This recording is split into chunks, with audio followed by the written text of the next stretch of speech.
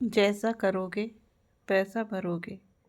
एक बुढ़िया थी, उसका एक ही बेटा था।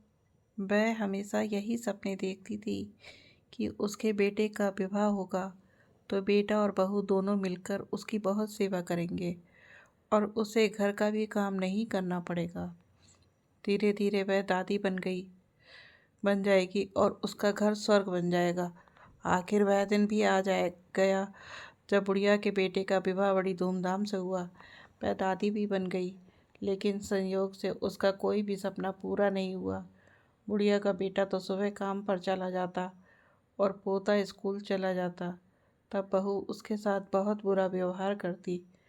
बहू बुढ़िया से घर में झाड़ू लगवाती, झूठे बर्तन साफ करवाती और टूटे फूटे बर्तनों में उसे भोजन देती। शुरू में तो बहू अपने पति और बेटे के पीछे ही बुढ़िया से झगड़ती थी, लेकिन धीरे धीरे वह अपने पति के सामने भी बुढ़िया का अपमान करने लगी। एक दिन टूटे बर्तनों में बुढ़िया का भोजन करते देख उसके बेटे को बहुत दुख हुआ। उसने अपनी माँ का पक्ष लेते हुए अपनी पत्नी को बहुत डांटा। पति पत्नी में दोनों में बहुत कहासुनी हुई। धीरे धीरे बुढ़िया के बेटे ने भी पत्नी का विरोध करना बंद कर दिया। धीरे धीरे पोता बड़ा होने लगा तो वह अपनी माँ का विरोध करने लगा। वह अपनी दादी से बहुत प्यार करता था और अपनी दादी माँ द्वारा किए अत्याचारों को देखकर उसे बहुत दुख होता। उसे अपनी दादी से हमदर्दी और सहानुभूति थी, परंतु माँ के डर से वह दादी को कुछ भी नहीं कह पाता था और ना ही उनकी मदद कर पाता था। धीरे धीरे पोता बड़ा हो गया और उसका भी विवाह हो गया।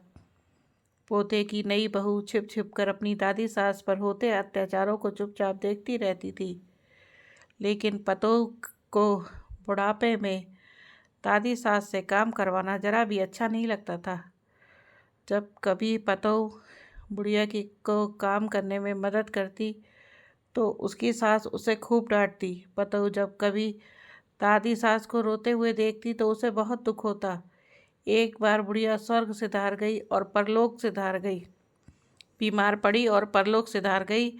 अब बुढ़िया की बहू पतोह से ही घर का सारा काम करवाती और उसके साथ अभद्र व्यवहार किया करती। जब पतोह ने देखा कि उसकी सास दादी सास की तरह ही उस पर भी अत्याचार कर रही हैं, तो उसने बदला लेने की ठान ली। वह भी अपनी सास से वैसा ही व्यवहार करने लगी जैसा व्यवहार उसकी सास अपनी सास से करती थी।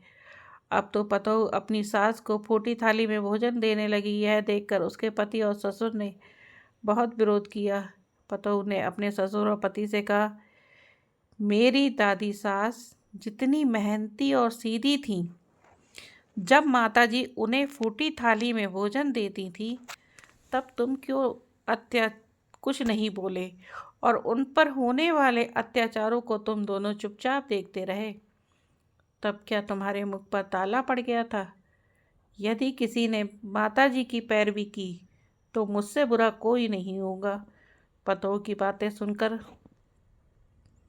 उसका पति और ससुर कुछ नहीं बोले। उन्होंने भी उसका विरोध करना छोड़ दिया। ससुर को अपनी पत्नी के साथ अभद्र व्यवहार देखकर बहुत गुस्सा भी आता था।